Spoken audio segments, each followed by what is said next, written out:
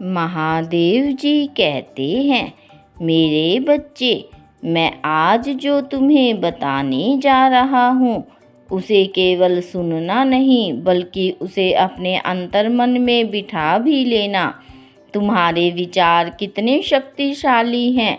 यदि तुम्हें इस बात का आभास हो जाए तो तुम स्वयं ही नकारात्मक विचारों से दूर हो जाओगे।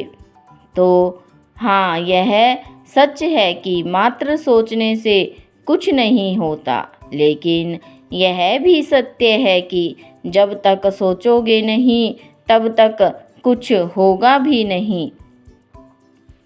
मेरे प्यारे बच्चे, आपके मन में उठने वाली सोच ही आगे चलकर प्रयास में परिवर्तित होती है और यही प्रयास तुम्हें तुम्हारे लक्ष्य तक लेकर जाएगा।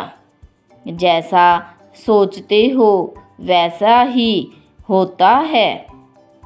यह प्रक्रिया इतनी धीरे होती है इसका तुम्हें तत्क्षण इसका आभास भी नहीं होता, लेकिन अगर तुम कुछ समय के अंतराल के बाद पीछे मुड़कर देखोगे तो पाओगे कि तुमने पूर्व में जैसा जैसा सोचा था तुम वैसे ही होते चले आए हो।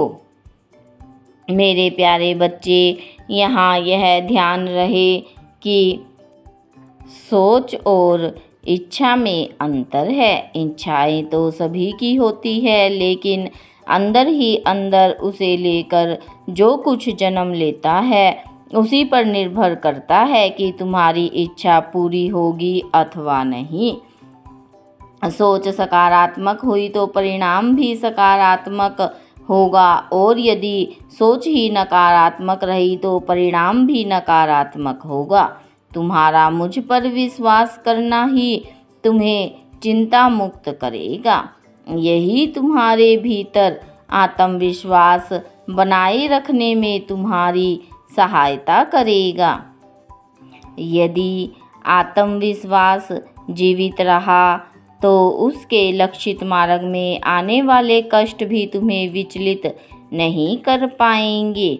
धरती पर तुम्हारा जीवन कष्टों से भरा हुआ है, परंतु यदि तुम अलग दृष्टिकोण से देखोगे तो पाओगे कि कष्टों से परेशान होकर बैठे रहने से कुछ भी प्राप्त नहीं होता है।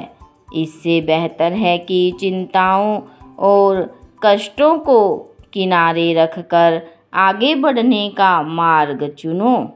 मेरे प्यारे बच्चे, अगर पूर्व में हुई घटनाओं ने आज कष्ट दिया है तो आज किए गए सही कार्य इन दुखों से मुक्ति दिलाकर जीवन को प्रसन्नता से भर देंगे।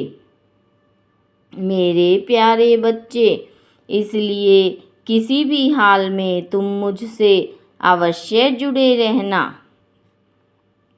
मुझसे मन ही मन जुड़ जाओ। मैं तुम्हें आश्वस्त करता हूँ कि मैं स्वयं हर मोड़ पर तुम्हारे प्रश्नों का उत्तर दूंगा। मेरे बच्चे, मैं समझता हूँ कि तुम अपने दुखों से मुक्त हो जाना चाहते हो। मुझे पता है इन दुखों के कारण तुम्हें कितनी पीड़ा सहन करनी पड़ रही है।